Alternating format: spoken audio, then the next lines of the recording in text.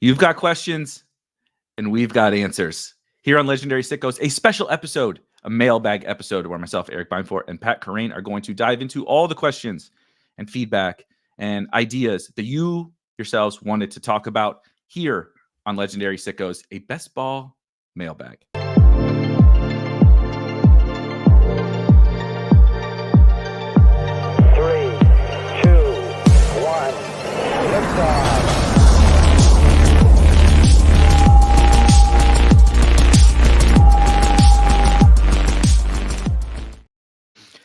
All right, Pat, for the first time in maybe since the inception of this show, we actually have a hard out, so we can't talk for 4 hours. The people may be a little disappointed, but I just wanted to let them know. I mean, they'll see it when they see the video for the first time that it's only going to be, not a 4-hour marathon episode. And it's the first time we're doing a mailbag, too.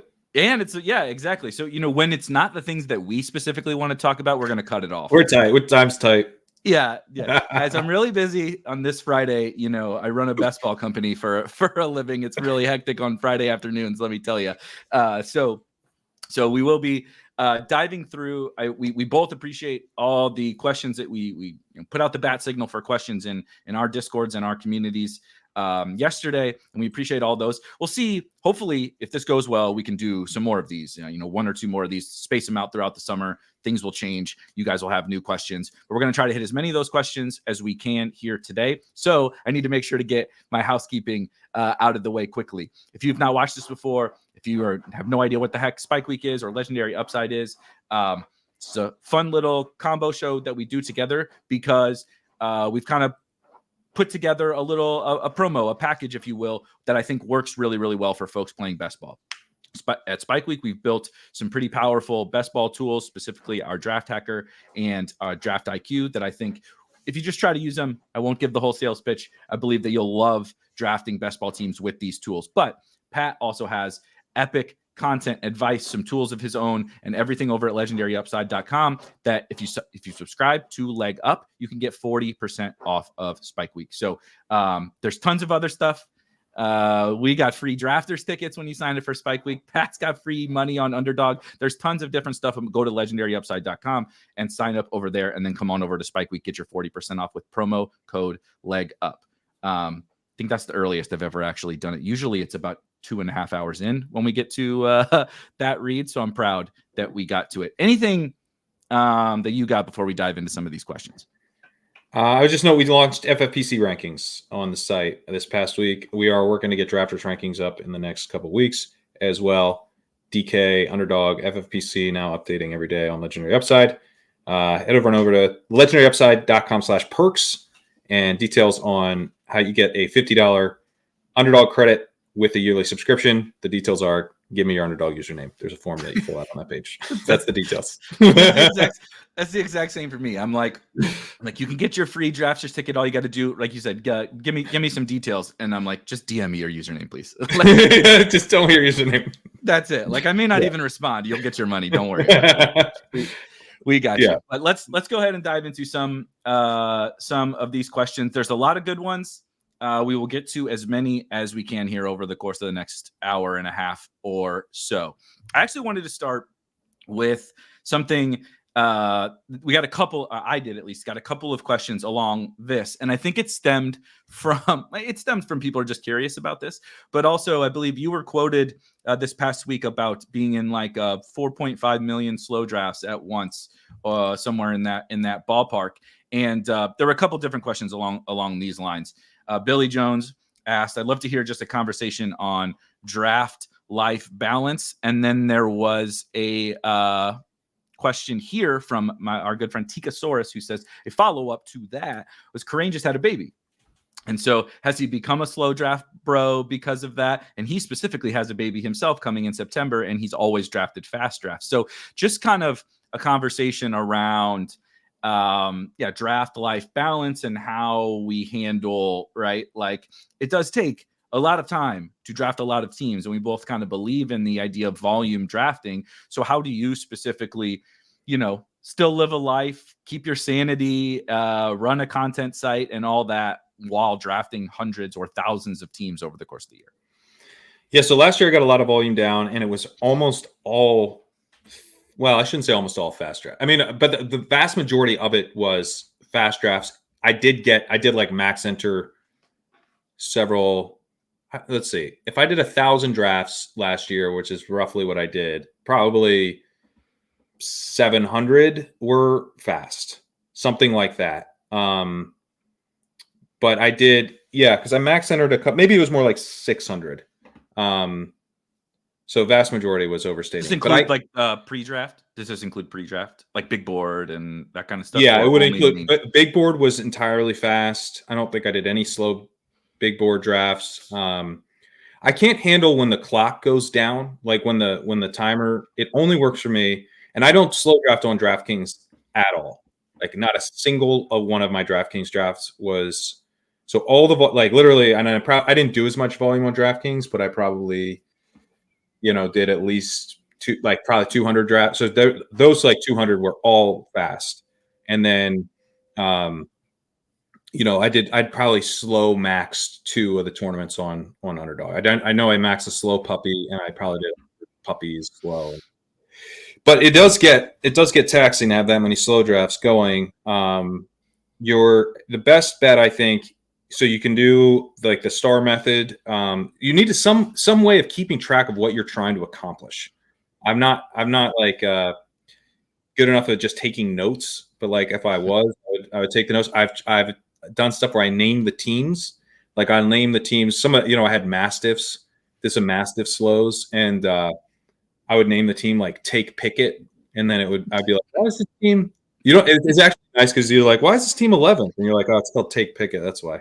there's no you don't even got to click in. You know what happened. So there's that you can tell yourself a little note about what you're trying to accomplish in the team name. That's one little hack. I'll just add super quickly. If you do subscribe to Spike Week, I don't leverage this enough, partially because I don't really do slow drafts, which we'll get to. We do have a notes feature in there. I don't think nice. It is, but it is easy to forget. It's not, there's so much, right? There's so many different things that, and it doesn't pop off the screen, right? You have to click in. It doesn't pop off the screen to you like the name title does. So just another little thing if you want. I think maybe combining the two things could help. Yeah, in some way, find the ability to sort of track what the point of this team was, because that to me is I walk away, I do stuff, I come back, and it's how do I get back to where I was when in a fast draft? And in that way, it can be difficult to just draft as well. But I would say the two things: starring the player, having an overlay so you see the correlations that you're trying to do. Those are big. And then the team name hack. The other thing I do is I set alarms, so I get all the drafts done that I want to get done, even if I'm still on the clock. But I get everything to a certain point, so that I'm all right, for 4 hours I don't have to worry about this. I'm not checking the phone.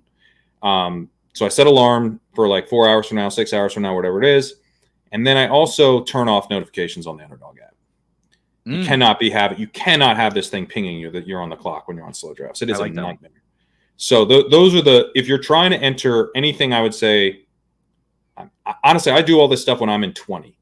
I can't, but anything I would say over 20 slow drafts, I would turn notifications off and start setting alarms so that you're not constantly checking the app, which obviously, if your point is to try to save time and kind of batch picks, but you're still in fast draft mode where you kind of just check the app and maybe I'll fire one off. Then I think you kind of need to put a couple things in place to sort of switch over to slow draft. And I want to get more fast draft volume in. I haven't done a ton of fast drafts over the last couple of weeks. My hope is that I find some time and I would like to still be close to half and half this year. It's just, it has been harder to find the time with having a baby, as you might imagine. Yeah, I can definitely imagine. I can't understand because I have not gone through it, but I can certainly imagine how it goes. What about even more so than just getting the volume in and figuring out how to do that in a sane way? What about this is your life, right? Creating fantasy football content, doing shows every single day, writing every single day, adjusting rankings every single day, while also drafting hundreds or thousands of teams over the course of the summer. How do you like this draft life balance, but also while running a content site, what do you kind of do to make sure that you're not losing absolutely losing your mind? Because especially like right now, right, it's still only May, man. We got we are in the first leg of the marathon here to get to the season, and that's just to get to the season, not even to make it through the season. So how do you kind of balance all of that with like of course you have a baby, but significant other and family and other hobbies and keeping your brain sharp also, right? So that you're not just like trudging through all these drafts and all this content. Yeah, I mean, I guess if you're interested in work-life balance, I would not suggest starting a site and having a baby. Don't do that. You're not. I'll take that tip. I'm going to take that to my wife after we get done here. Yeah, it's hard. It's hard. It makes it harder, just in my experience. But yeah, I mean, it's definitely like, with a baby, you're kind of like you're working more on an intermittently, but like I'm finding myself not as like hyper productive as I was. I'm kind of like the ADD hyper focus type of productivity where like I just like I put on music and I just like zone in, and it took me like 30 years, but I realized like, oh, this I kind of like if I harness this in just the right ways, and to me it's music. It's like I can like get in the zone. But it's like I really work best when I have like 4 or 5 uninterrupted hours, which is not. I don't obviously have that now. So except when we do a pod. So the biggest thing for me is like at this point I'm now just like working in like more frequent chunks, but the chunks are more frequent than I would like to be honest. It's just like, but yeah, I don't know. I mean, I don't know that this is like particularly. If you're in this exact situation, I guess email me at legendaryupside@gmail.com. But my thing is, I think the slow drafts can help. Another thing I'll do is like if I find a window of time that I have for fast drafts, like this is more last year, but I would fire off like 3. Like, let me just and like, as this one's ending, I'm going to throw up another one. I've never been really a subscriber to the barbell method because it didn't fit with my life. I'm just not gonna. You're telling me I don't draft in like late May or June? Like I need to get volume versus life EV versus like practical game. Yeah, and it's sort of like the jury is out on that as well. Like how much it even helps. So to me, it's like when you have time to draft, it doesn't. But also like it's fine. It's not a big deal. It's not a big deal. And if you get like 140 teams in Best Ball Mania and you wanted 150 or you wanted 100 and you got 90, like no one's going to come like you're not going to get issued a citation. You know what I mean? Like it doesn't matter. Like do it. Like don't stress yourself out. I didn't even get my cactus from maxing it anyway. So there wasn't even a cacti at the end of the tunnel. So it's fine if you only got 145 in there. I had my, when I moved from Manhattan to Brooklyn, I didn't update the underdog address. It's all the same. It's all the same. Somebody got a cactus delivered. There's a cactus. No, it's worse than that because we couldn't get packages, because it's just like we couldn't get in the building. So it's across the street. There's like one of those stores where they just like your packages go. So there's just a cactus sitting in a box in That's great. Chinatown. That is great. So I was gonna add like the slow. It's so interesting. I actually find the like fast draft, slow draft, like life balance stuff like super fascinating. Probably because I'm definitely very much like you. Like I kind of like live my life in batches where like I'm definitely I'm very easily distracted. My mind is always moving around. Like even when I sit and focus on like a task for work, like writing an article. The process of writing and researching the article will turn my brain into a bunch of like it'll spawn new ideas for articles or an idea I want to try in a draft, and I'm like, well, if I'm going to finish this article, I should try it first, and then like So like I'm very I can be very led away from the specific task that I was trying to accomplish originally, and so I mean. That can be good because you can learn things and I'm adaptable, but it can also. It's a good sign for your analysis, Yes, you're like, I'm being as thoughtful as I can about the analysis, and I think because the goal is not to like I have to write an article today, right? Which is a nice perk, I guess, of running your. And I already know everything, so this will be easy. Right, exactly. Like when I sit down to write the article, I don't actually really know how it's going to turn out, and it may turn into something totally separate. That happens to me Right. a lot. But to the like work life / draft life balance, it can have some issues. I specifically am really, really, really focused. And I said, this is probably a personal flaw where I can get a little bogged down and a little drained from thinking about this one singular thing, like my entire life, basically. Like, and I think this can happen if it's just your hobby. Like, you're not doing DFS content, you're not doing best ball content, you're not writing about it or doing shows. It's fun. And like, you're thinking about it all, like you just do a draft and things stick in your head, like, oh, that was interesting that happened, or oh, that guy fell, or and it just like the next thing you know, your whole day, your brain becomes consumed with it. So I set aside, like I said, I kind of try to batch my life a little bit, where I set aside time to specifically accomplish it. And what I've learned about myself is I don't try to necessarily plan out what I'm going to accomplish during that batch. I kind of sit down and assess. We all have like, lists of things that we need to do and stuff. But I try to sit down and be like, what do I feel like I would feel the best about accomplishing right now? And like set aside time to do that. And sometimes it's just, I need to draft like 5 fucking teams. Sometimes it's sitting down and writing. Sometimes it's sitting and researching. Sometimes it's listening to a show that you did, and maybe I am multitasking during that. But like, it's sitting down and being you like, should be drafting if you're listening to my stuff. Get a draft in at least. But that's I can put a legendary upside pod on and pull up, sit here at my desk and pull up some drafts and do that. But it changes every day. But what am I going to feel like when I go to sleep later, what am I going to be like? I'm happy with what I accomplished today. But I also have to know, like I am trying to get, I got like 800, I think, drafts in last year.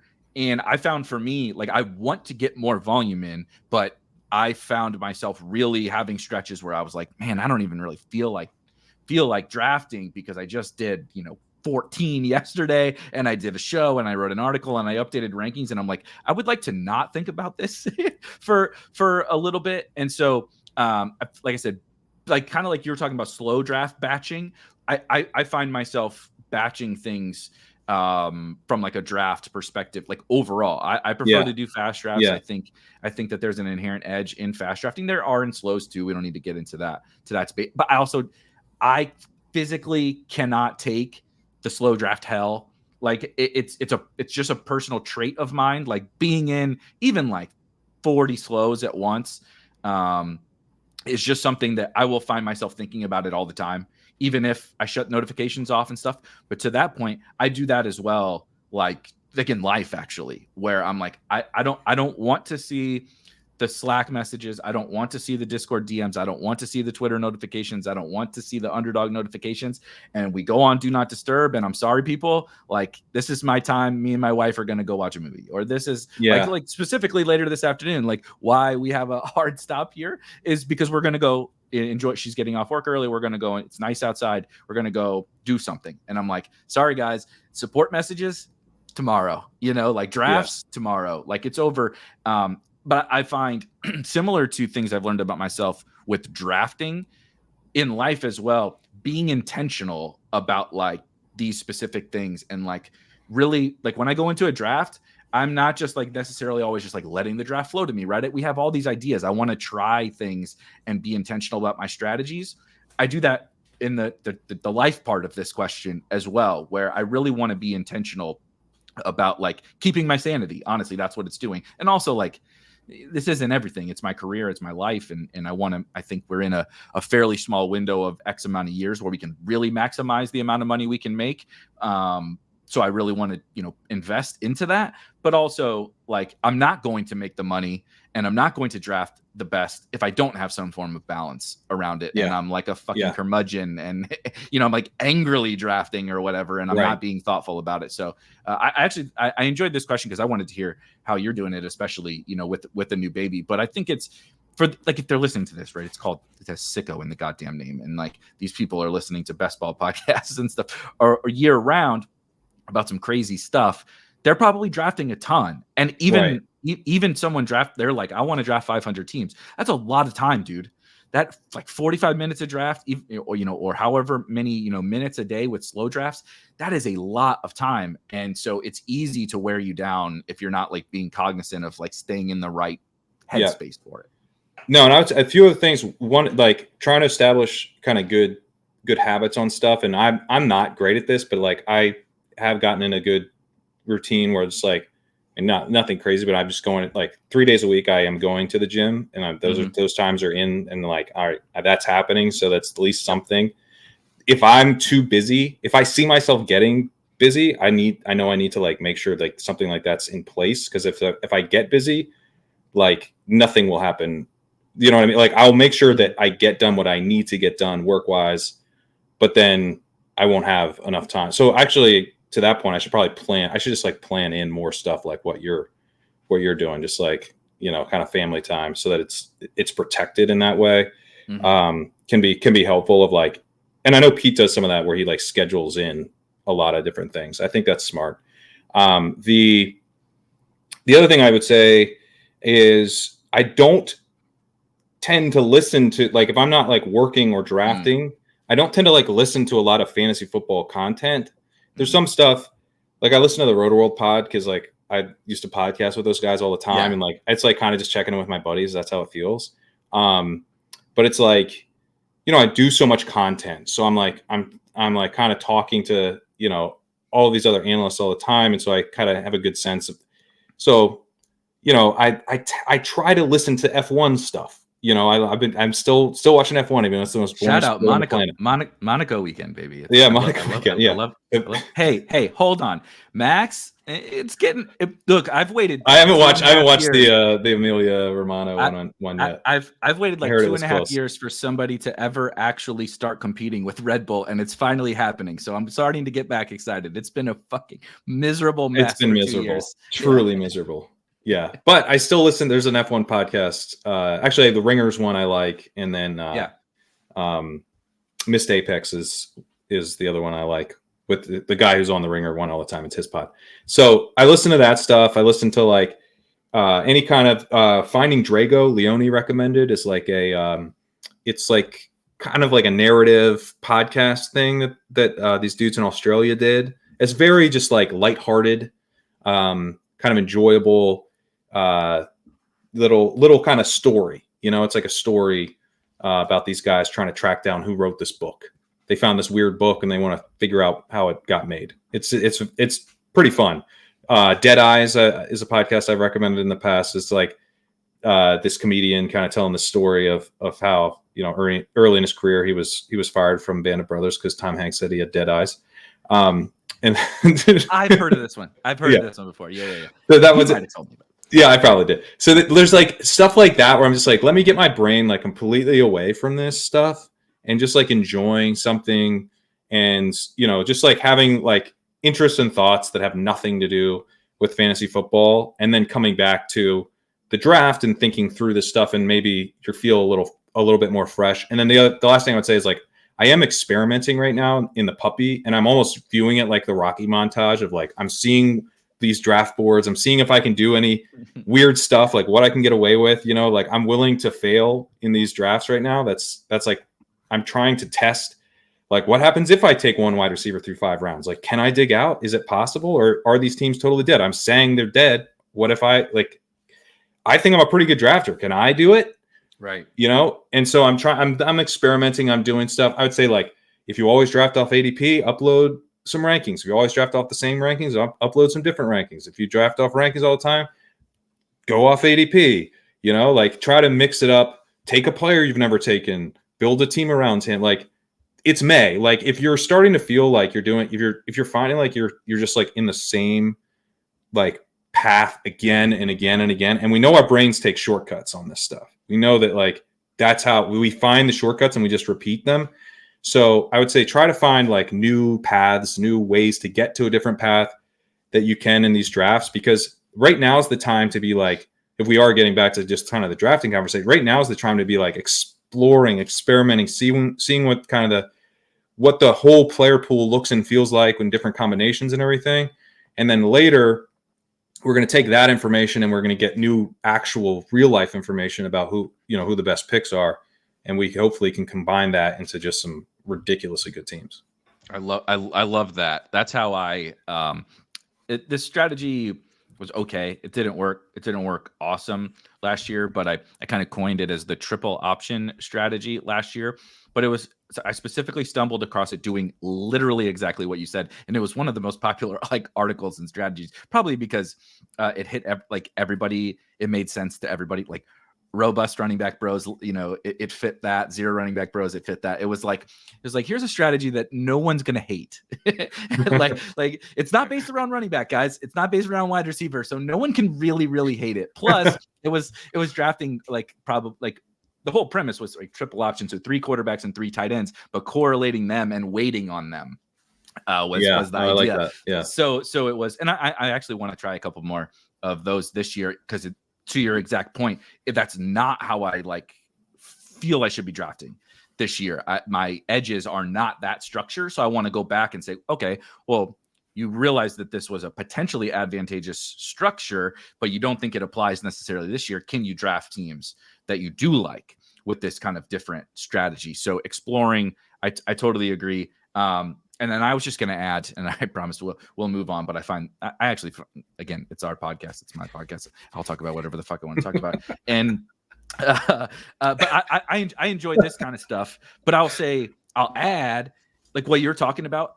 I genuinely believe you can learn a lot about things you can apply to these games, right? We're just playing a silly strategy game. It's fun. It's nuanced. We're talking about football and all that. It's great, but it's just a silly little strategy game. And you can learn stuff from all these other things. I can't say specifically what I'm going to learn listening to an F1 podcast, or I'm big into true crime and history. I'm like a 65-year-old man in a 36-year-old's body. I love that kind of stuff. But I'll learn things from these other podcasts. Like I like entrepreneurial stuff. I was telling you before, a pod I've listened to it for a long time, but it keeps getting better and better. If people like business, they just talk about like interesting things in like the business world and entrepreneurial world. It's called My First Million. It's great. They're really entertaining too. They're kind of like bros, but they're like successful entrepreneurs. They've exited for some nice exits. I learned stuff from them. I learned stuff from, like I said, from history. I listened to a history podcast called History Daily. It's literally every single day. And it's like 10 to 15 minutes on something that's happened in the world history on that day. And so it's just like I'll just cool. Let's go on the treadmill for 15 minutes and learn something about something that happened in history. And then I also end up finding all these different things that I listen to. Basketball is my favorite sport from X's and O, even more so than football. I played football. We talk about football. It's our lives. I love basketball, from just being a fan perspective. And so I listen to tons. I listen to college basketball podcasts and NBA podcasts, actual basketball, not fantasy podcasts. And you'll learn things from all of that. The way that they construct. And even if you don't, keep it fun. Keep it fun. This is supposed to be fun. If it's not feeling fun, do something else. 100%. So there's just tons of different ways to go about this exact question, and you got to find the one that's right for you. But hopefully, some of those have helped. Let's get into some fantasy specific stuff. Yeah, can I throw one out? Yes, go. Sorry. So this one I think is kind of interesting, fantasy related. How and when do you weight roster construction versus value? Example: if a player is dropped well past ADP, yet it doesn't make sense with their roster construction that you have. Do you take the value, do you keep treading on your current path? What do you consider when making that decision? I love this. This might be I don't know about toughest, but certainly the most. Everyone feels this in every draft you ever do. You feel this. Guy is around past ADP. He's at the top, he's at the top of the list. He's jumping off the screen to you, but he doesn't necessarily fit perfect with the team that you are building. I think most people will side with ADP value the majority of the time. And I think I probably would have 2 years ago and just said, oh, the value's too good. I'll make it work. Right. You can always tell yourself a story really with any pick, but certainly with that, you say he's late after ADP. This is unique. I'm getting a higher projected player, blah, blah, blah. I have really started to go the opposite way on this. Of course, there's nuance, right? If he does still kind of fit with my roster construction, it can make sense. But I think one of the worst things that I've done historically is get so obsessed over that ADP number and the potential value and screwed up team. Not like it's not over when I drafted that guy, but screwed up the plan that I was building all throughout. Right, I'm 7 rounds in, and this 8th round pick does not fit, but he's a round past ADP, and I'm like, well, I'm just going to take this and figure it out. I think that the roster you're always balancing both, but I think we tend as drafters to skew too far towards the ADP side and not enough towards the roster construction side. And so I'm really trying to focus on the roster construction side a lot more and make sure I'm not just taking value to take value, and it fits that team. Yeah, I think one way to think about it, and probably the easiest way, is like, let's say you take Lamar Jackson. You probably have a Texans piece as well. Obviously, you're not going to take Stroud in the 5th round. That would be kind of wacky. It happens with quarterback a lot, don't you think? Yeah, it happens with quarterback. Yeah, this is the easy one. And so, but where would Stroud become like a good fit structurally for that team? And it's probably like the 8th, 9th round before you would really even consider another quarterback. And so, like, maybe, okay, you're getting the ADP value. You probably also have the Houston side of that game. You could argue, do you want to stack both sides with both quarterbacks? But whatever.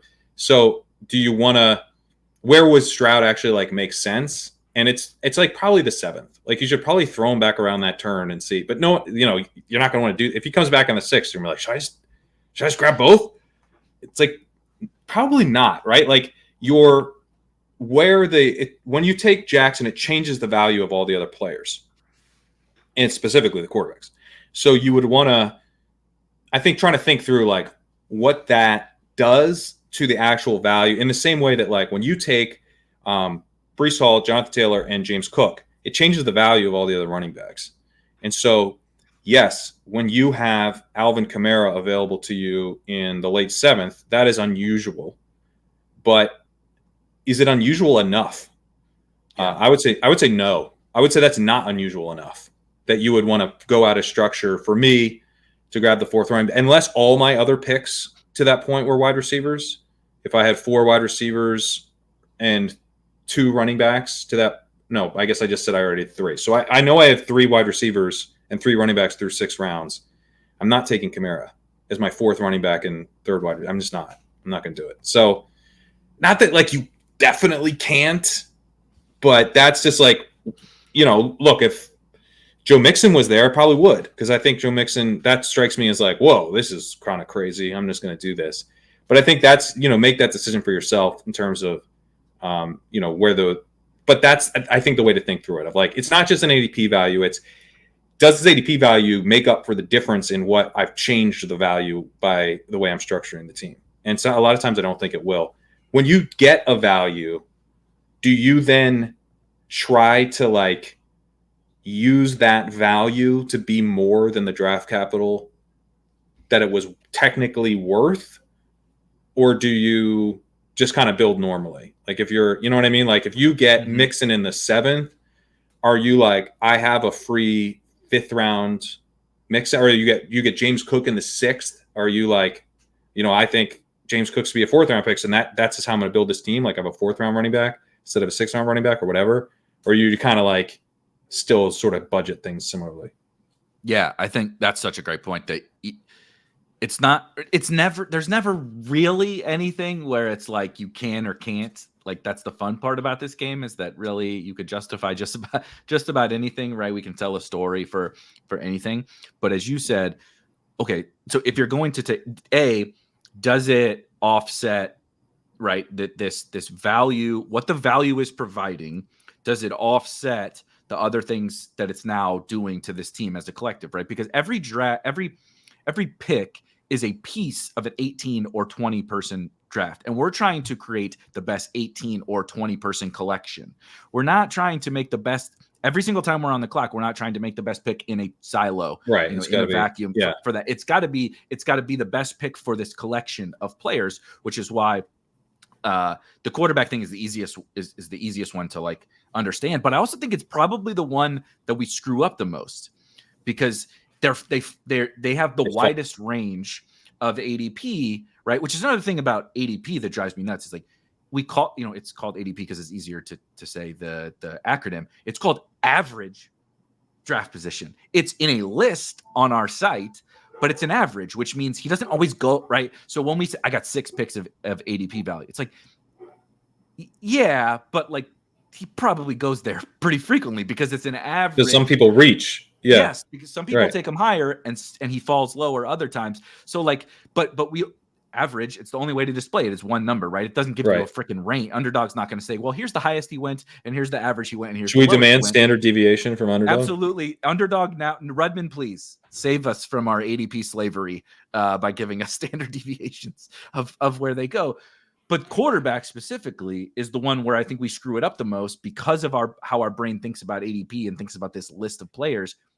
But like, I actually just wrote about this morning in our survey where Dak Prescott on specifically on DraftKings, but really on all the sites, because the only Cowboy that goes ahead of him, I don't even know Ferg. Ferg is close enough, but it's CeeDee Lamb. So if you have CeeDee Lamb, no one else has a Cowboy by the time Dak Prescott comes up. So like his ADP, sometimes the CD person reaches, sometimes you get just idiots reaching, but then sometimes he falls like 2 rounds past ADP because you took the Cowboys and you're in a room of other drafters who care about correlation and care about the things we're talking about. So like if you're the non-CD drafter, and you see him and he's around past ADP, but you have Lamar Jackson already, your brain is like ADP value. And it's like, don't do it. Don't do it.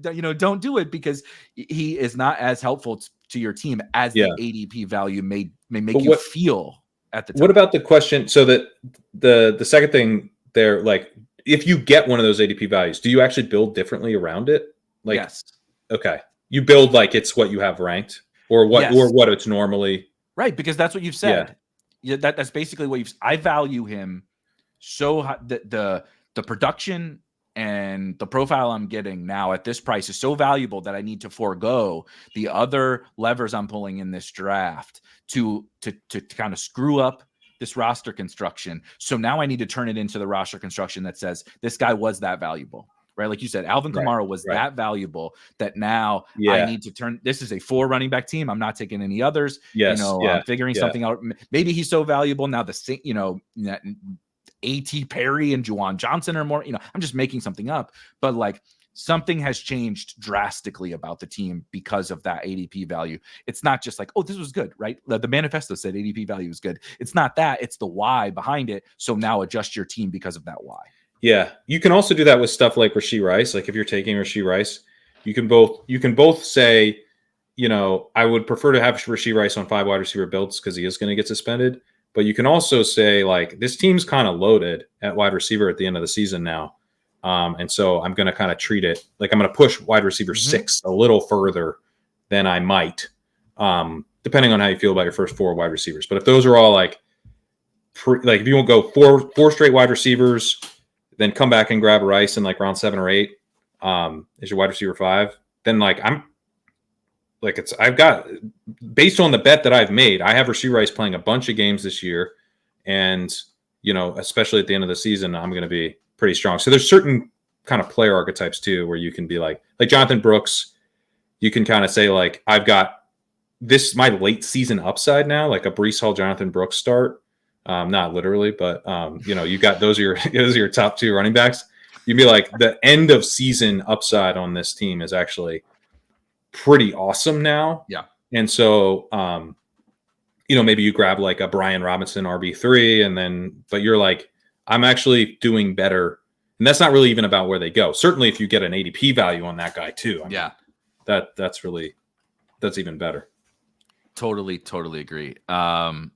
Let's look at, I like this one, moving to a little bit more player focus. It's not, he uses player examples, but it's conceptual. Also, epic username Helen Eckler got me when I had to make sure that we could put the username in there because that's very good. But he or she asks, if Keenan Allen did not exist, how highly would you draft Odunze? If Chase or Higgins did not exist, where would you take Burton?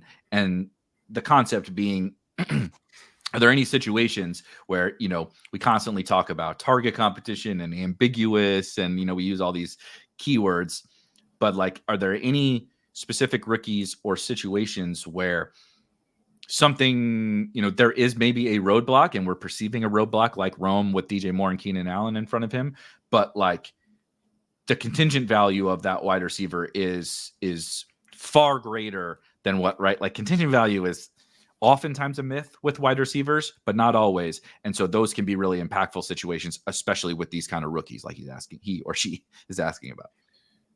Yeah, I mean, I would say Rome, to answer the question literally, I would probably say Rome would be in the early 4th round without Keenan Allen there.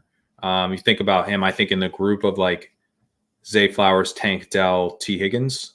Maybe he goes just after that. And then Burton, if there was no T. Higgins. So we're talking about the likely wide receiver 2 on the Bengals as a rookie. What was he, a 3rd round pick? Has some red flags, had some stuff we're excited about. I think he would go near Christian Watson.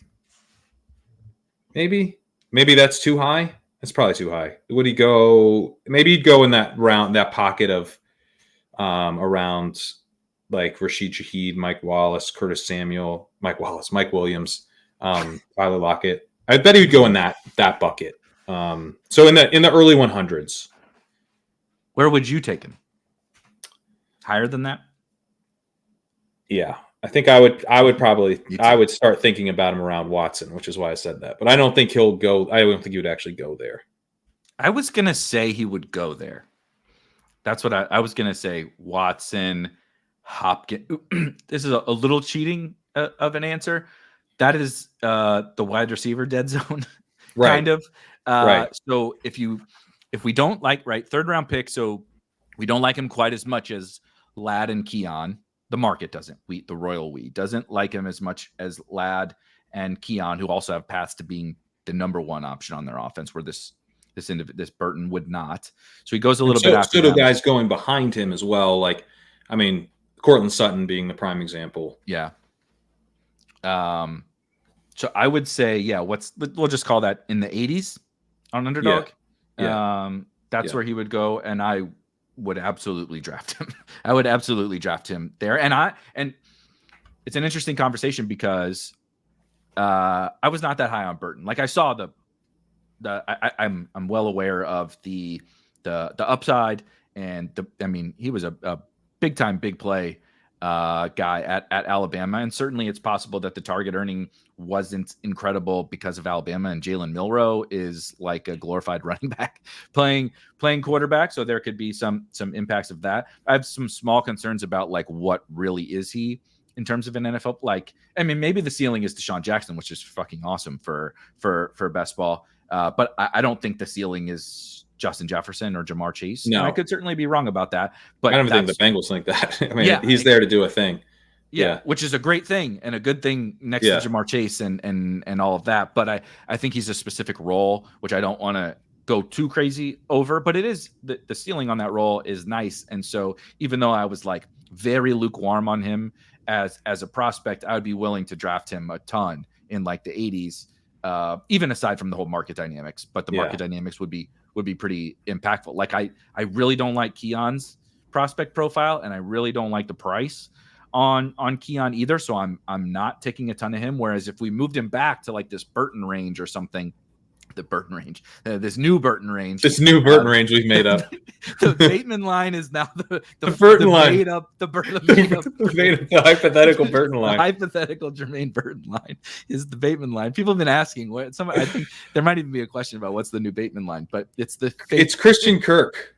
Christian Kirk's the Bateman line now. We moved the Bateman line up 3-4 rounds. Yeah, we've gone crazy with these wide receivers, but hopefully that answers. Was there anybody else?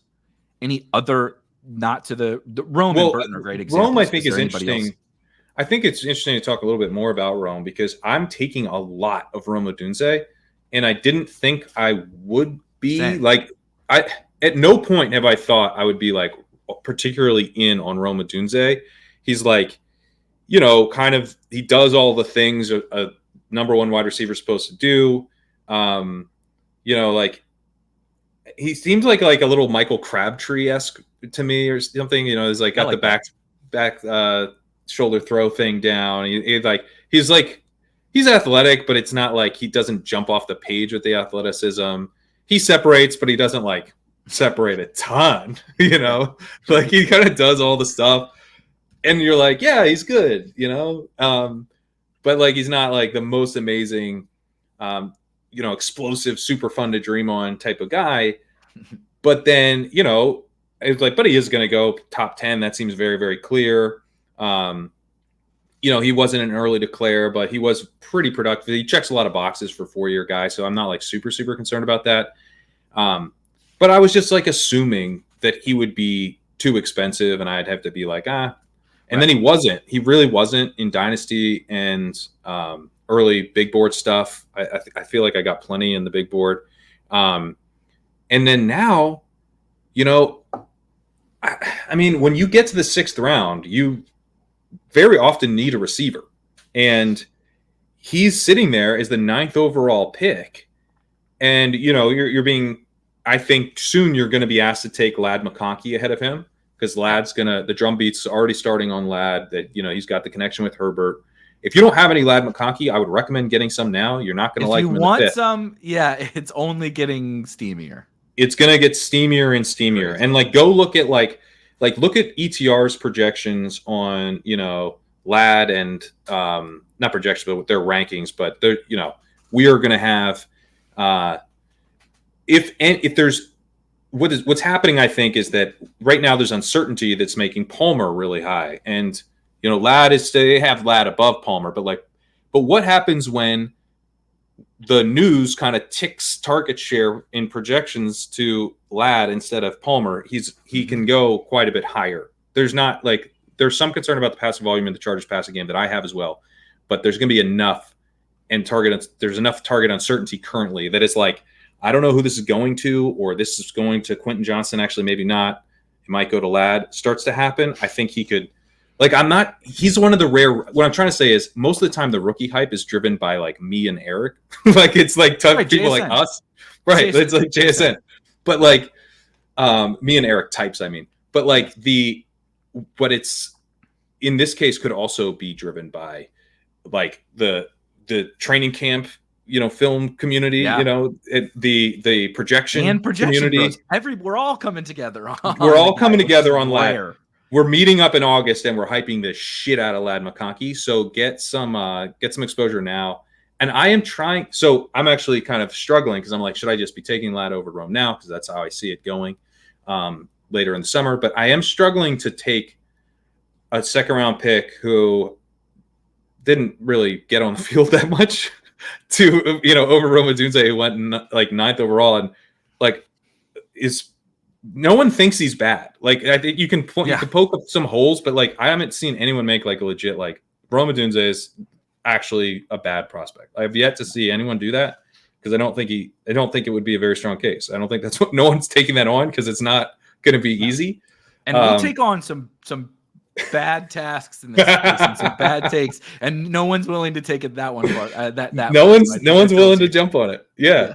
So to me, I'm like, man, I mean, this guy, he seems like a pretty good, like, I don't know, the NFL is chaotic bet to me. Keenan, look, I love Keenan.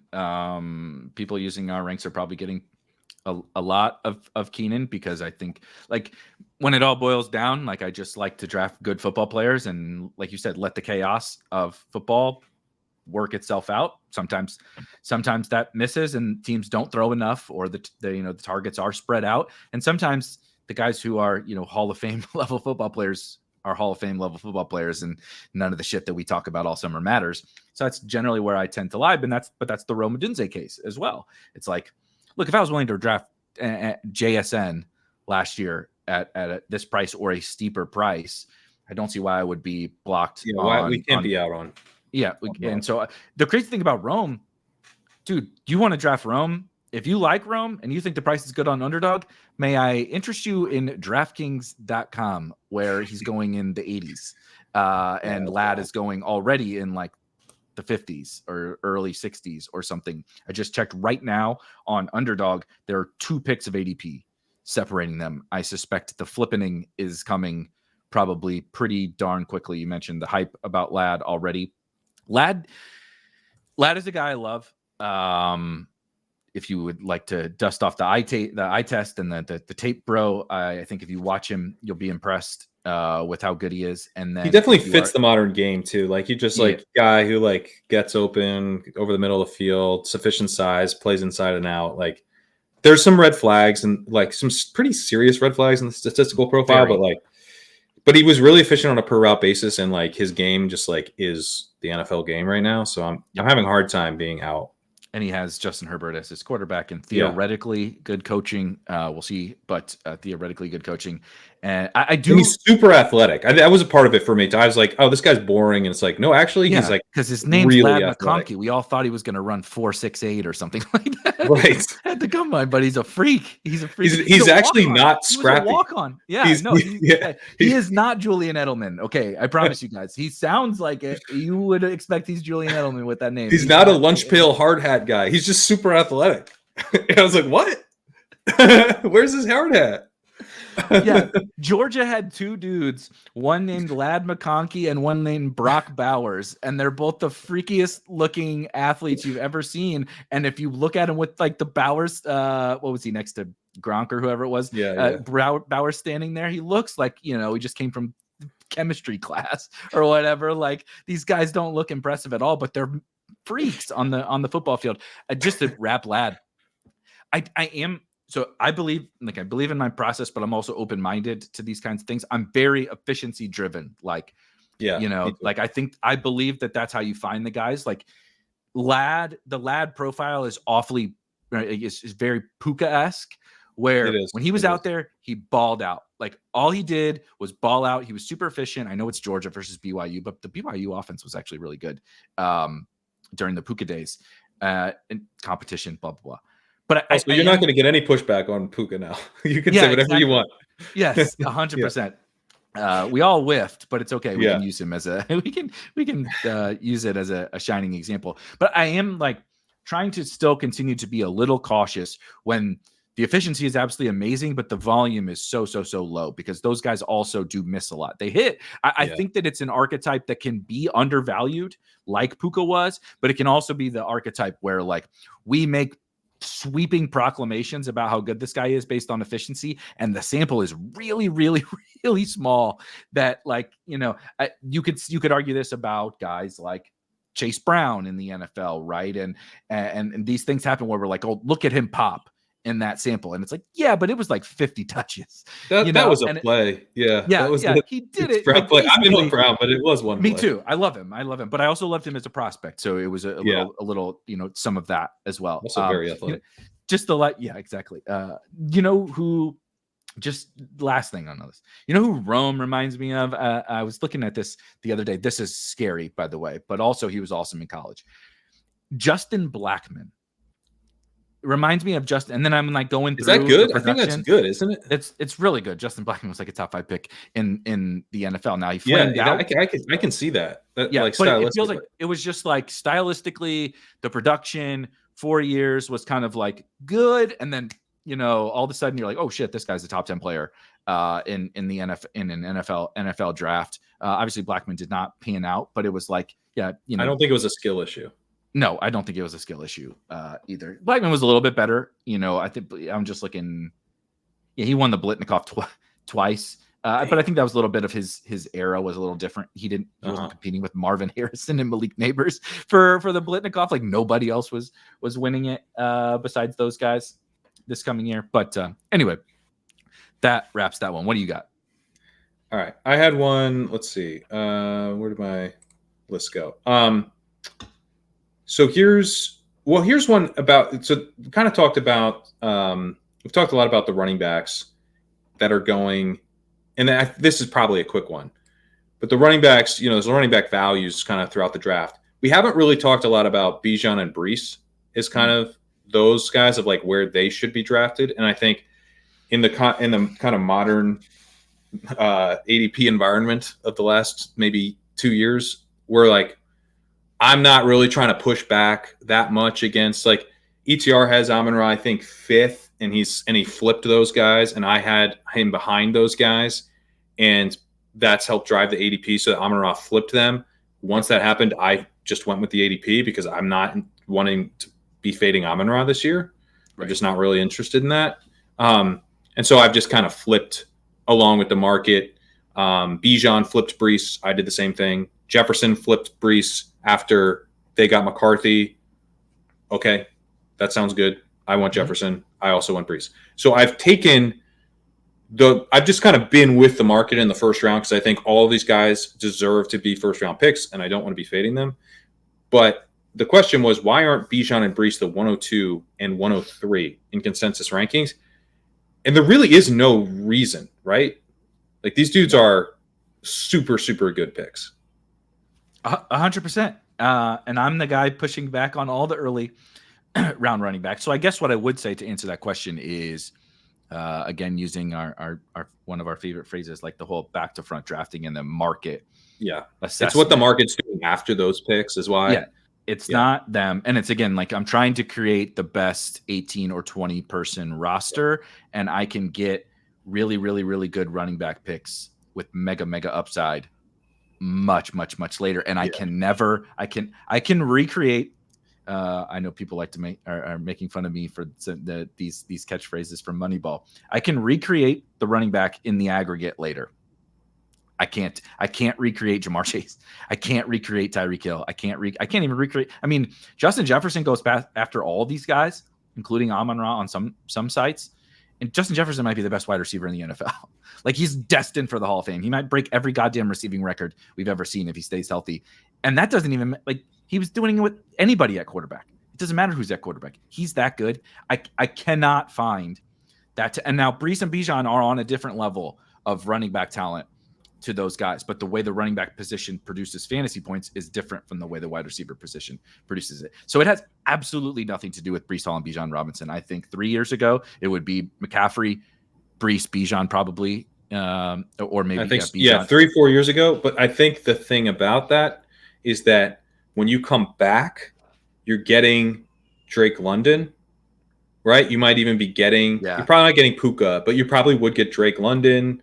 Because he'd be pushed down by, it'd be like Saquon, JT, but then Josh Jacobs, then Pacheco, right? Like those guys would be second round picks, and they'd actually push down like a Drake London, and you might be able to start like Breece, Drake London, Marvin Chris Harrison. Olave. Where would Harrison go? Marvin goes. I was saving Harrison for the 4th. Yeah. Here he comes back in the 4th. Yeah. Right. Yeah. I think. Yeah. I mean, we saw this with Chase when he came out. He was like a 4th, 5th round pick. So you got Harrison in the 4th in this ADP environment. And then at that point, take Breece 103, Absolutely. No problem. I mean, if at that point he is the 103, he should be the 103 because it's like I can get wide receiver. I can load up at wide receiver 2 through 4 or 2 through 5 or 2 through 6 and be super strong. And then the question of like, what can I get later is like, well, what I can't get later is access to a potential earth-shattering Breece season and paired with, all the other stuff at wide receiver. Now the earth-shattering Breece season, it's not that has changed. I mean, he could still do the legendary upside thing, but what are you pairing it with? And, the opportunity cost of attempting to roster that is a lot higher, even though he's cheaper. Because it costs you that shot to get a receiver that just is, once you don't take the receivers in the early rounds, you don't get a chance to get those types of profiles later. 100%. The crazy thing about running back is you can have a season like Christian McCaffrey did last year and be drawing dead to win any best ball tournaments, any format. CeeDee Lamb was so good and Tyreek was so good for the majority of the season. And then, you could recreate enough of Christian McCaffrey's production. Well, McCaffrey dudded in the final. If he had smashed in the final, you'd have been fine. Yeah, he but it got was still hurt in the because final. so in the playoff format, CD put up such a score that like even if Yeah. McCaffrey crushed, Even if McCaffrey went off, you were in trouble. it was going to be really, really tough. But then like on drafters in cumulative scoring format, CD was still the best. CD was still the best pick. Part of it was because of, second round picks you would pair him with, but also again, when you could have gotten Kyron, Achane, Mostert, all these guys like, and even guys that crushed for stretches, which we talk a lot about, right? Like James Conner had a big 4 weeks or whatever. Donta Foreman had a big 3 weeks. These guys that have big weeks for even like a month, you can happen to layer them in together at running back and recreate what Christian McCaffrey does. So you bolt on CeeDee Lamb next to this just supercharged running back room of 6 or 7 guys. The math just works out that way, right? And the other thing about a couple of years ago, like we talk about the wide receiver running back dynamics because it's honestly the most fun and it triggers the most people. But like look back at the quarterback and tight end prices. I'll never forget Best Ball Mania 2 or 1. Which year was Diggs' first year on the Bills? 1? Best Ball Mania 1. Anyway, it's not important. But well, Liam won the year 2, so it might have been that year. But that wasn't Diggs' first year, was it? I don't remember. I don't remember either, but it doesn't matter. That year, Josh Allen and Stephon Diggs, you could get in like round 7 and 8. You could stack them in round 7 and 8. Because we weren't sure Josh Allen was Josh Allen just yet. We weren't sure. We knew Diggs was good. We didn't, and it was a different market. I get it, but like, think about that. Josh Allen is consistently going in the second round. It was Best Ball Mania 1 that was his first year. Yeah. So you could do that back then, right? So this is a long time ago, but still. Then before Jalen Hurts became Jalen Hurts, it was like round 6 and round 7. Jalen Hurts with AJ Brown, with Devonta Smith, with Dallas Goedert, like round 6, Jalen Hurts. Like we were able to get that. And so Travis Kelce, eventually Travis Kelce went in the first round, but we used to get Travis Kelce later and Mark Andrews later and George Kittle later. And now we're kind of happening later. Again. Yeah.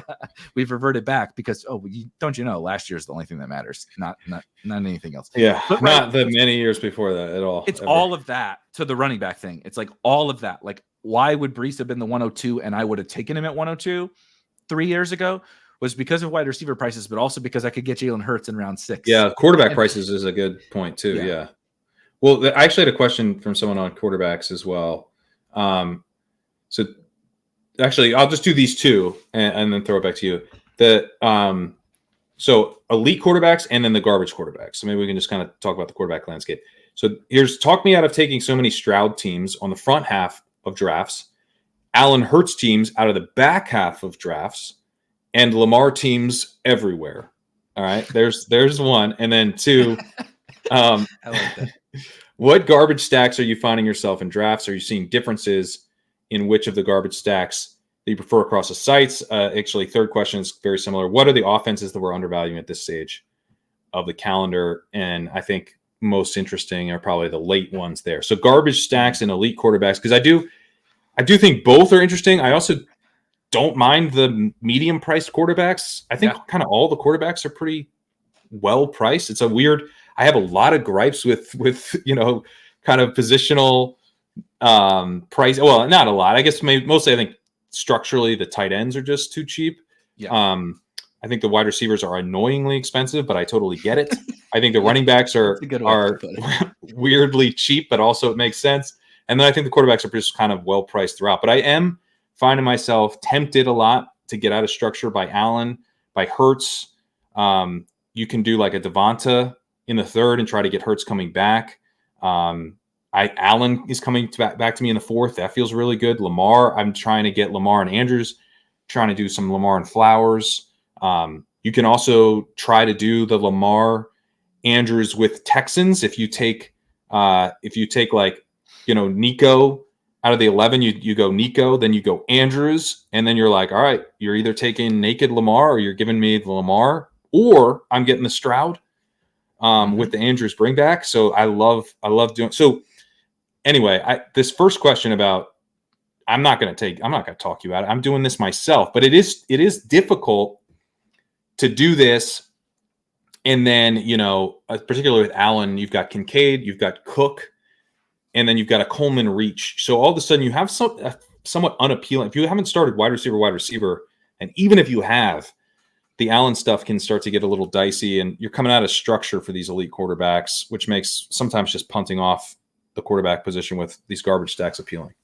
Definitely. I said on a show recently that if I would flag plant like one, like if I could build every team with like one like start, it would be wide receiver, wide receiver, wide receiver. Ideally, one of the Texans guys, Lamar Andrews, through 5 rounds. That is like so sick.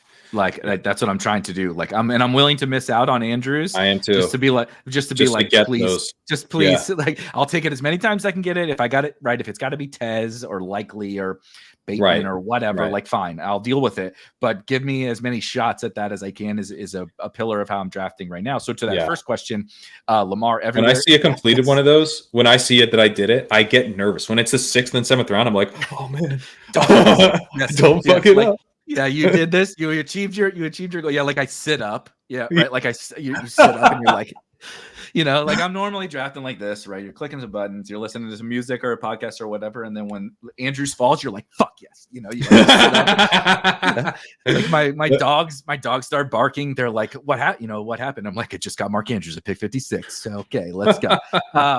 Wait, I gotta give you this one. This isn't Lamar Andrews. This is even crazier. I started Garrett Wilson, Drake London, Travis Kelce, Zay Flowers, and then Mahomes made it to me in the late 5th, and I took Xavier Worthy. And I made the guy on the turn decide if he's going to grab, and here's the other thing, this is extra rare, Stroud also available, and he had Dell.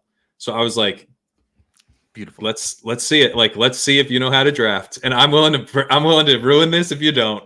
And and he didn't screw it up. He didn't screw it up. And I got Mahomes with Xavier Worthy and Kelce and 3 other receivers. So that's now when I see that one come back around, I'm not gonna. The pants are off. The pants are off. I'm gonna lock myself in the other room, think about it. I can't screw this up now. I'm so nervous. 100%. The wife's like, what do you want for dinner? I'm like, please shut up. I got 30 more minutes. Ask me in 30 minutes. 30 minutes. Yeah. But no. So I will just say what you just outlined is like, people don't talk about that enough. Like manipulating your opponents in your draft, being willing to not get the right. You set out for a goal when you made that tactical move, but being willing to say, look, if it doesn't fall into place, I can still draft a good team. It's not over just because I didn't get my number one priority here, because the fallback options are fine. It's totally fine if I get those fallback options, but putting your opponents to the test, right? Pushing them up against the wall, being intentional and exploitative in that draft rather than just saying, oh, I need Mahomes. Mahomes fits this team. Let's just take it. But you can like eke just that little tiny, that which I would have done. If I had Jaden Reed there, I was like, oh, I want to add Jaden Reed. I'm not risking blowing up the team. It was because he's not letting me get Worthy back. He took Ridley with one of the 2 picks. Like he's going to take Worthy over Ridley. Like, he just is. So how do I get both? The only way to get both is to take Worthy and then hope he doesn't screw up something pretty obvious not to screw up. Don't take naked Mahomes when you have potentially stacked Dell, but like you can't count on it. Yep. He could. So he luckily did not. And I have this team, but like, yeah, I think is one of the edges. I think we would agree, right? That like, as the wide receivers now get priced up, it's taking away to some extent an edge. Because before you're just like, people don't understand that you need to get enough wide receiver capital. And now like enough people in the room do, to where like you kind of just are like holding hands with the other people drafting good teams in the room. Yep. And sometimes I stop holding hands and I try to do something, and then everyone's like, sweet, Pat's drafting a shit team. We're all he's not advancing, so that's one less team we have to now it's 2 of 11. Yeah. I'm like, I don't know. I think I'm gonna figure it out. They're like, yeah, he went back to modern society. We're out here in the foothills of Nevada or whatever. Yeah, exactly. So I'm never going to ascend. You're never going to ascend, Pat. You didn't take 3 receivers. So, you have that element where like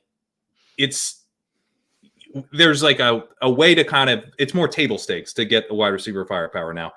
So to me, one of the elements we can still add is like you're attacking that specific board. You're saying you're using the turns to your advantage to understand like what the teams on the turn are incentivized to do if they want to build a good team, and then kind of force them to do that, to throw a good value in their face and be like, screw up your team. Are you going to screw up your team? Because the other thing is that even though if they do, it really hurts your team. Like if you end up with a Mahomes triple stack without Mahomes, like I think you can dig out of that, especially if like maybe you take a Jaden Daniels, you try to get the next rushing quarterback that you can kind of help close that actual quarterback gap of points with. But if they have like, Allen and Mahomes, like that team's not doing anything, so you're probably, in the same way of like, if it's a tight end, if it's another running back, like this team really can't afford a fifth running back through 8 rounds. You throw them that running back value. And if they take it, that hurts. But honestly, the team's probably dead now. A team just ended its chances. So it has some advantages. It has a consolation silver lining level of an advantage. Obviously you want them to do what you think they should do, so you get the team you want. But I do think that as I'm trying to do a little bit more of that this year than last year, where I think, some of the macro edges are getting baked in a little bit more. Yeah, I think that's one of the I've done a lot of things wrong over the years. I think that's one of the things that I've done reasonably well is trying to use my opponents, to my advantage, or pit them against themselves, which is kind of what you're doing, right? Put them in the corner, say, this is what you're supposed to do, buddy. If you screw it up, I'll still be okay, but you won't. Right. Type of a situation. And even if you do what I don't think you're supposed to do, like you said, I can dig out of it. Right. It goes back to what was it? The very first, the second question after the life question, was like, the ADP value thing is like, if you took the ADP value, now you live in this world where that has changed the course of this team. So what's the right course that has to be taken for this team to now be a super team, right? Okay, I have this Chiefs triple stack. The guy took Mahomes like an idiot. So now what world do I want to live in, right? How does this team succeed? Like you said, I need to, I got to recreate the Mahomes thing. And so, okay, like you said, Jaden Daniels, right? Or Roman Caleb, or what, I'm just making shit up, Brian Thomas and Trevor Lawrence, right? That's the thing that offsets it, or, something like that. Whatever your flavor is. But now I live in this new world where like, yeah, Mahomes is going to be awesome, but I'm going to recreate his score, ping pong those Chiefs. But actually this other stack is the one like you wanted the true, full stack. So back to that question, sometimes it'll be these, oh shit stacks, these dumpster diving stacks, backdoor stacks, whatever the hell you want to call them. We always name things about 12 different things in fantasy football, and we all seem to know what they are, but then we all call them different things, which is fun. Are you proposing a convention, a fantasy football naming convention? I propose we all come together. Yeah, we all complain about how the different data providers and the different sites use different abbreviations for shit, and then we do the same fucking thing. Like, what is robust running back? Someone tell me, because I don't know. I don't know. I use the word when people post like beautifully constructed hyperfragile teams and like, I went robust. I was like, you didn't go robust. I know. It triggers. It's the opposite of robust. I just mute those people so I never have to trigger myself. Like, if you're not going to use the definitions right, I don't want to see you on my timeline. But I mean, at the same time, who's in the right? The person who just drafted a team and is like, I think I drafted some running backs early, it's robust. Or me, who's like, in 2019, robust running back was finally challenged by an early running back strategy called hyperfragile. Yeah. Don't you understand draft capital buckets, buddy? Like, come on. Yeah. But the oh shit stacks, I think, are a huge pillar actually of this game. Not even because historically they're certainly good, because when they, when these types of cheap offenses exceed expectations, of which happen, could be variance, but it has happened like every year since best ball has exploded. Every single year we say this offense sucks, and then we look back and we're like, well, it's just our overconfidence. It's not like, it's just like we price a couple offenses really, really cheaply. odds are it's going to kind of burn us collectively, except those of us who are taking 30% Jalen Polk with Drake May. Yeah, right. Exactly. Come on down. We're going to go to war of Polk versus Javon Baker. Apparently, no, we're not going to war, buddy. We're taking Baker too. You don't. The answer is both. I drafted to this oh shit one. The Patriots, I think, are like kind of the industry darling of that, but it's also like really easy to understand why. Like really, really high upside rookie quarterback prospect. But also the thing I really like about the Patriots is a thing that I've been thinking a lot more about in recent years is like quarterback, the floor of quarterback play in an offense. Yeah. And so when you bring very high here, it's very so high. Right, it was the Washington thing. Now Washington didn't really work out in terms of like McLaurin, Dotson, etc. Well, but I think Dotson might be the part of the problem there. Yeah, I was just Dotson's responsible for his own success. Curtis Samuel, right? It worked out for Curtis Samuel. Curtis Samuel was fine. It worked out great for Brian Robinson. Yeah. And then we saw it work out for Terry McLaurin when Sam Howell hit the fucking bench, hit the showers.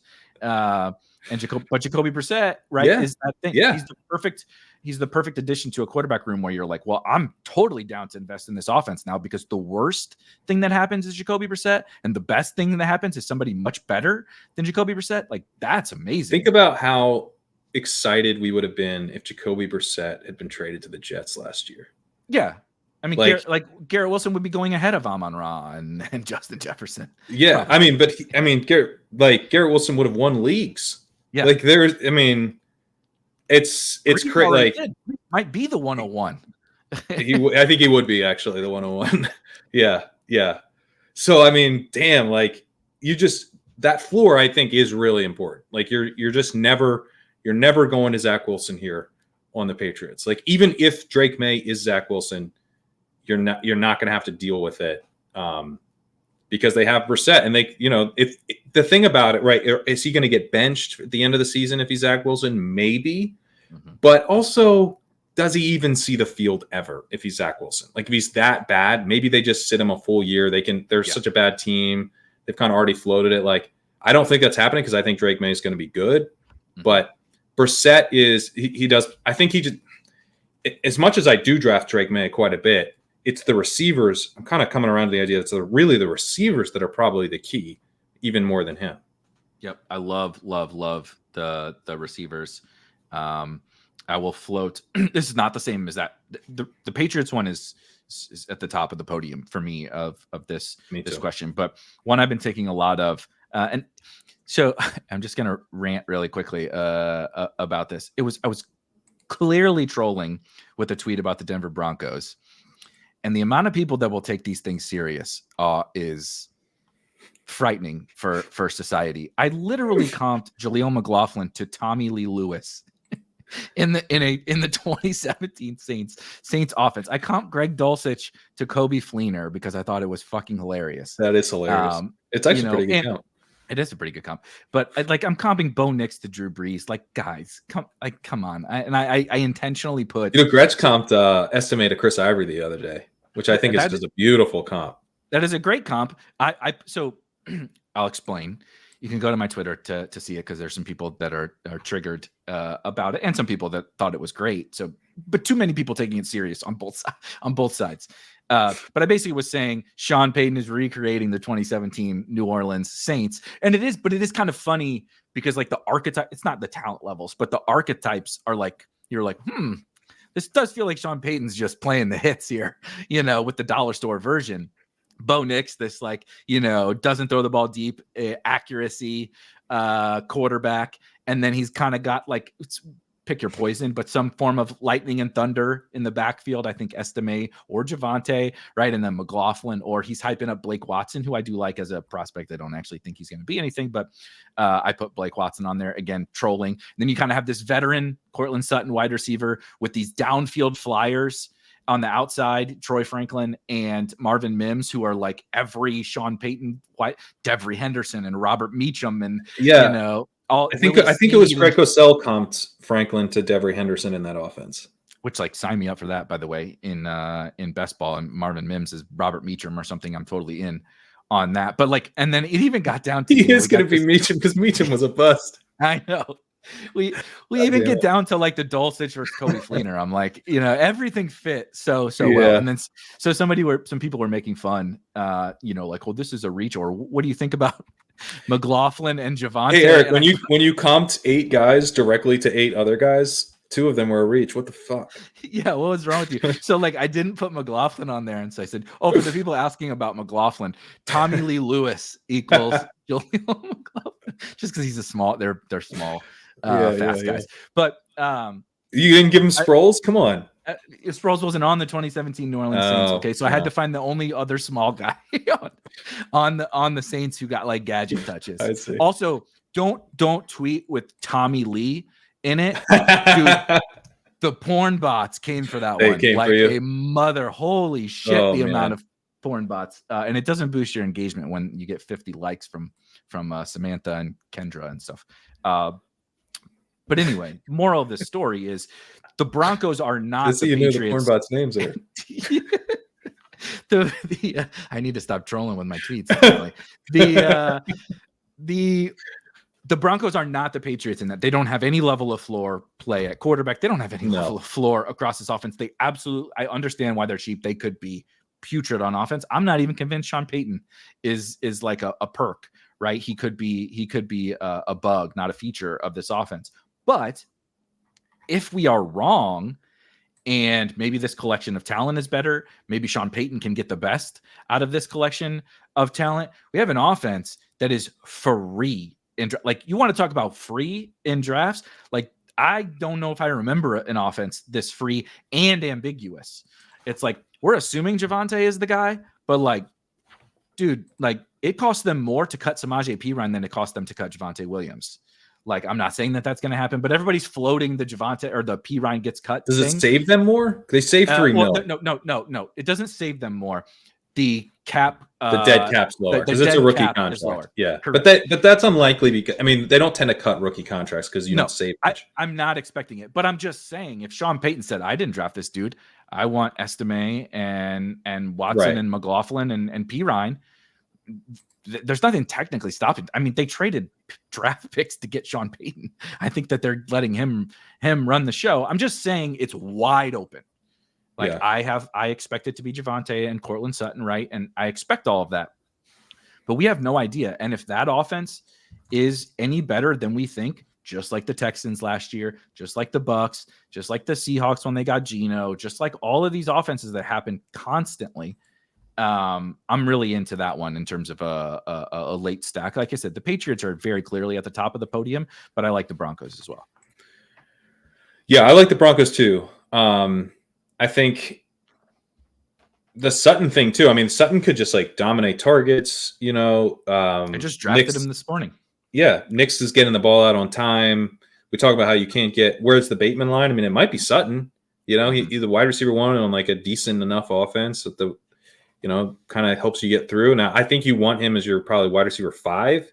Yeah. But you can talk me into like just talking about this with Jacob Sanderson. Like you could definitely talk me into like I'm using that group of receivers, Lockett, Mike Williams, Cortland Sutton, as like my wide receiver 5 so that I can get some of this more value early on. I'm using the Jalen Polk types as like my wide receiver 6 so that I can get more of that value early. I'd like, okay, that sounds like it could work for sure. It's just tough to like have Sutton be your wide receiver 4, right? Yeah, that's why I'm like, I don't think that's gonna work, but we'll see. Yeah, the other one I would throw out, and this is one I didn't really expect to be that into, but the Saints, you're getting, you can get Rashid Shaheed very late, and I think he's pretty clearly going to have like as many routes as like his little body can handle, and he's got the deep threat skill set, splash play skill set. After the catch too, it's not even after just the catch. Downfield. That's true. After the catch. Clint Kubiak's there now, so maybe you get a little bit better designed offense. Not that he's like anything special, but bar was low, and you've got Carr is like sufficient, I think, to kind of keep the offense afloat. Juwan Johnson's really cheap, and then I think Olave is pretty decently priced. So you can kind of end up with a legit triple stack, like a concentrated offense, triple stacked with the quarterback, and it costs you like basically a second round pick in terms of real capital. A second round pick and like remembering that you took Olave is like what it costs you to sack the Saints. I never remember that there's no Saints for so long. I never even think about it. By the 13th round, you have to remember that Shaheed is a and it wasn't your plan going. No one goes in saying I'm gonna stack the Saints. So, and you don't, like you said, the Patriots, and I think about the Broncos in terms of the backdoor ones. So the Saints do get lost, but I'm actually trying to, not necessarily the Carr part. It's another part of these late. You don't have to have the quarterback, right? You can do other things at the quarterback and still, like Derek Carr. You can benefit from Derek Carr just being good enough with his weapons. I don't. Yeah. What if he scores 27 points in the final? But you have Jalen Hurts too. Jalen Hurts to the DK Millie final, by the way. Derek Carr did last year. He led the league in 300-yard passing games, by the way. So for your DK bonuses, I believe I'm almost certain of that. He threw for a lot of yards. He didn't score a lot of fantasy points, but he threw for a lot of yards. But on DraftKings with the 300-yard bonus, and then you also have the pieces, that are catching those balls for all of those yards. It is also throw Taysom as a tight end on DraftKings and Drafters. Yeah, and he's a quarterback on Underdog, so he is something for me. And I don't think A.T. Perry in the last round at wide receiver is super crazy. If you prefer to take rookie Bub Means, they drafted Bub Means out of Pittsburgh. I just think like there's guys worth shots at their costs across the entire Saints. Kendra, I'm back on Kendra.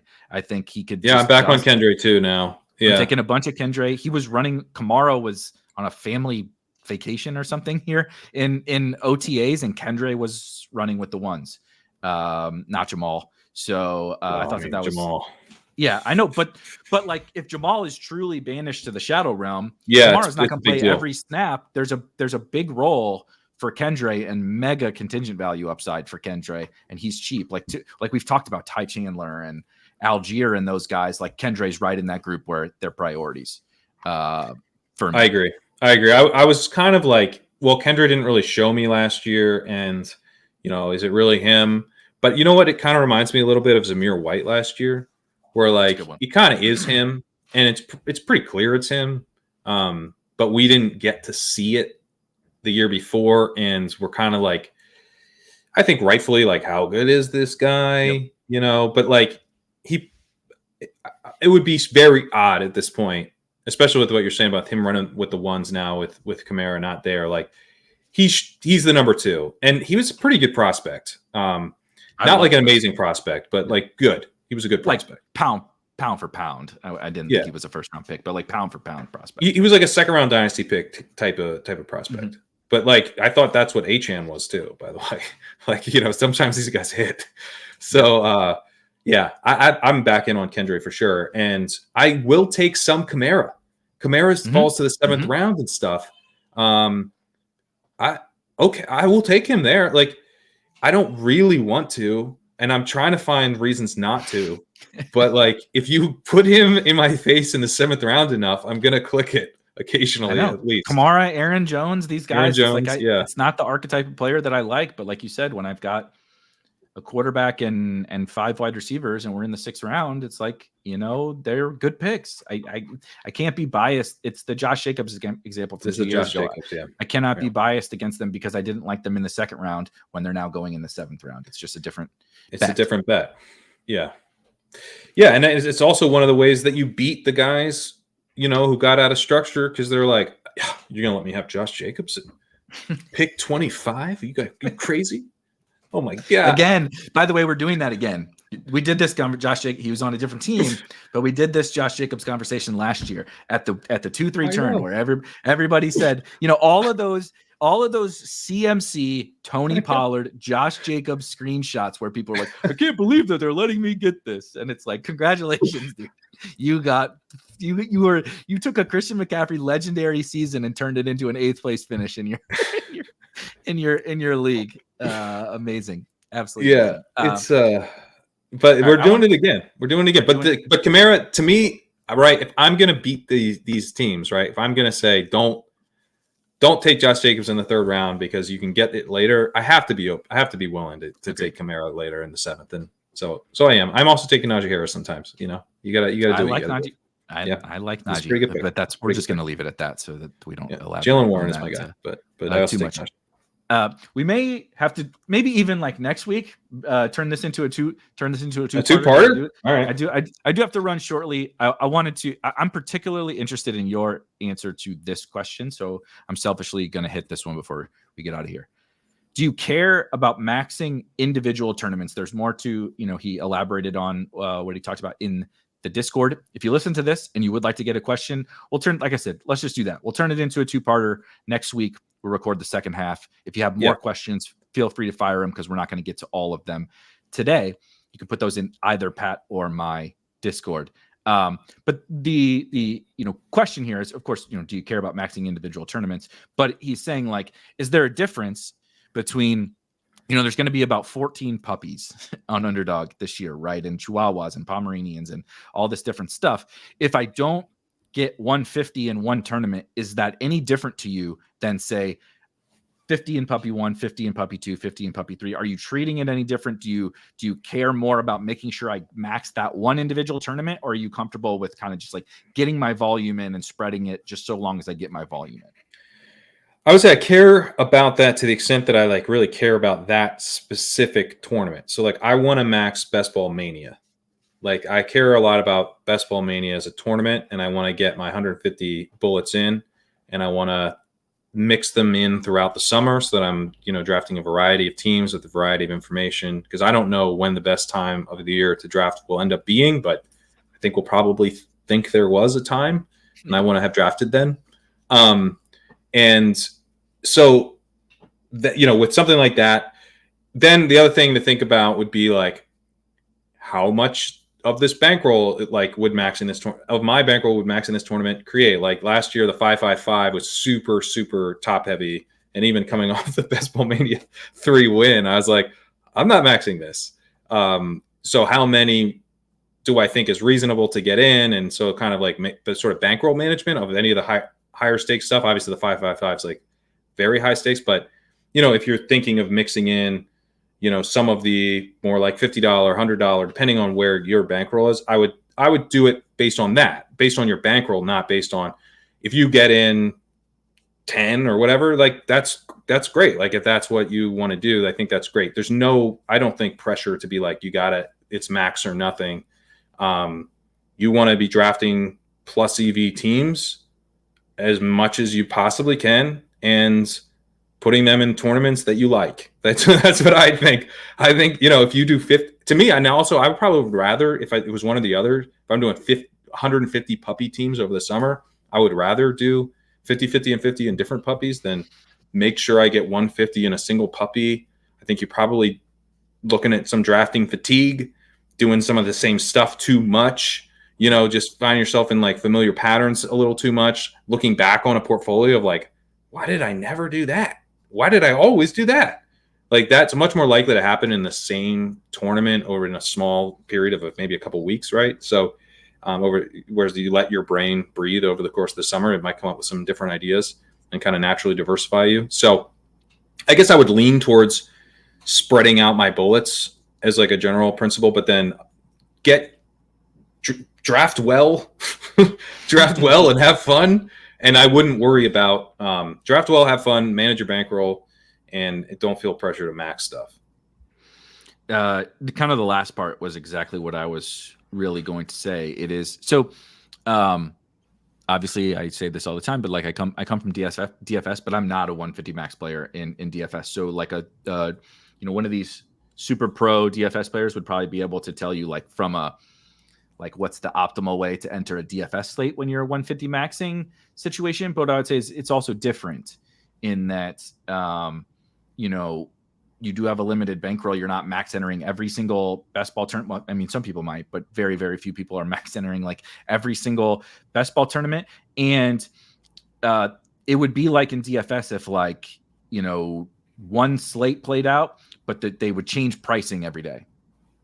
Right, we'd get new information and we would change pricing every day. The pricing is stagnant on a DFS slate, and it is not in best ball. So I really only care about the collective summer.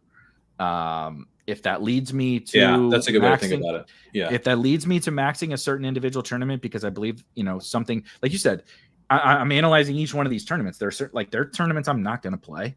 Their tournament, and some of them I can't physically play because the underdog launches them and they're filled 6 hours later. I may want to max that one and I physically can't because it closes so fast. Closed. Yeah. But I really am just treating the summer as the summer. I am specifically targeting certain terms. I mean, I am going to max Best Ball Mania, the DraftKings Millie, the Drafters, those main tournaments. But that's not an issue because they stay open the whole summer. But I'm really trying to. You've kind of outlined. I want to draft the whole summer because I don't know what time of the summer is going to be the best time to draft.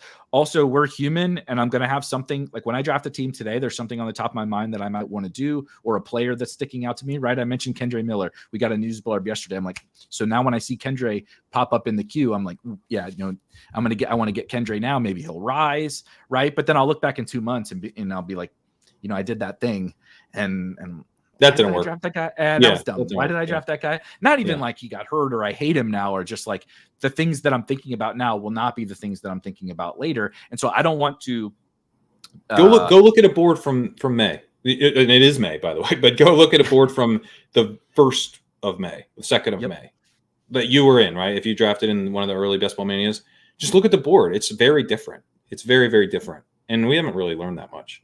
Yeah. And so I want to be, drafting in volume, even like you said, even if you're, no matter what your bankroll is, spreading that out in a way where I think you're getting access to the whole kind of time, the news calendar, time calendar, camp, preseason. I want to have access to all of that and not focus in too much on any one individual time. Like, again, I'll adjust for tournaments that I like. I'll adjust for all that kind of stuff. But you know what it's kind of like? It's that the summer is the slate and the tournaments are like the different, like, it's like, hey, did you max the play action on DK or did you max the slant or whatever? Mm-hmm.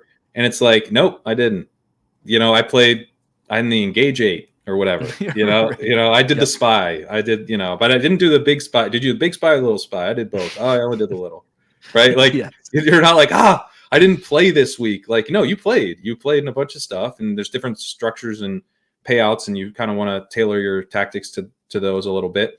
And it's also like, maybe there's some stuff that to get in that tournament, you got to register on Monday. And if you don't register Monday, you're not going to get in. And that's like kind of the time box stuff where like, but whatever, like you're busy Monday. It's not a big deal. Like there's going to be a tournament that, you have to register for on Tuesday too, and Wednesday and Thursday, and you can do those or not do those. And it's not like you're skipping anything. The slate is the whole summer.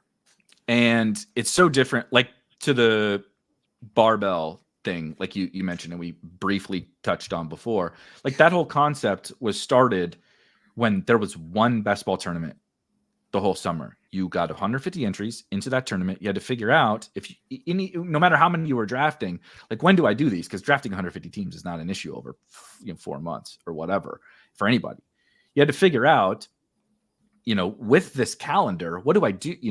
I want to get some now because what happens if Cam Akers gets hurt, right? What happens if this situation happens, or what happens if I happen to land on this thing, this collection of players that you can never get later, and it's the optimal way, right? You just don't know. So we had to figure out how to spend our bullets, and I think it was a totally reasonable thing to think about and thing to figure out, for everybody's strategy. It's just that's not the case anymore. Like you said, you show up to a DraftKings DFS slate on something like. There is an infinite amount of there's a tournament for everybody. There's a million of them. Unless you're one of these top DFS pros, you're not playing all of them anyway. So figure out what's the best for you. That's the same thing now, dude. There's always several tournaments available to you. And even if you only like Underdog, or you only like DraftKings, or you only like Drafters, or only like FFPC, there's always multiple tournaments available to you to draft. So you should never feel pressure about if I'm playing the puppy, I got to get 150. It's like, no, take your whole summer, figure out your plan of attack for all of that. And maybe you do really like this puppy, or you really like this time pocket. That's how you want to draft, go for it. But there shouldn't be any change in your strategy around that. Like one way is optimal and one way is suboptimal.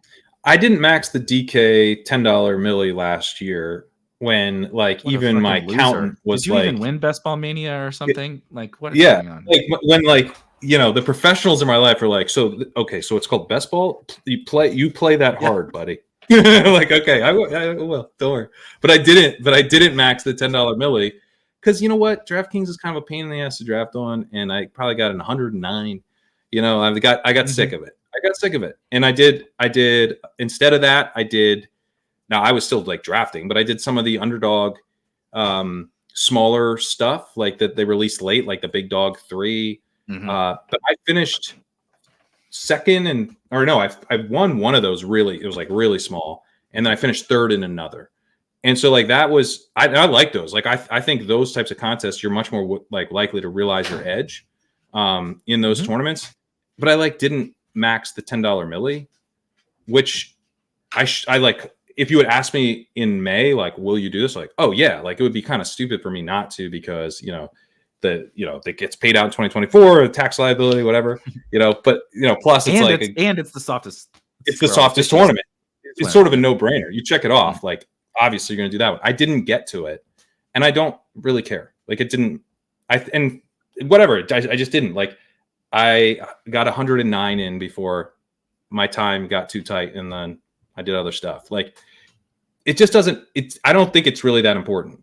What's important is you're drafting good teams. Draft good teams. Put yourself in the position to draft good teams, and don't put yourself in the position to draft bad teams for the sake of volume. The perfect thing to end on, as I said, small pivot deviation. We'll run it back next week. If you're listening to this, you can drop a comment if you'd like to ask a question. If you don't want to pop in the Discord and answer your question, leave a comment on this video on either Pat or I's channel. We'll monitor that. We'll monitor the Discord and double back for the questions that we did not get to next week in part 2 of the mailbag here on Legendary Sickos. If you're watching this, enjoy the rest of your weekend. That's the show. We'll see you guys next week. Peace.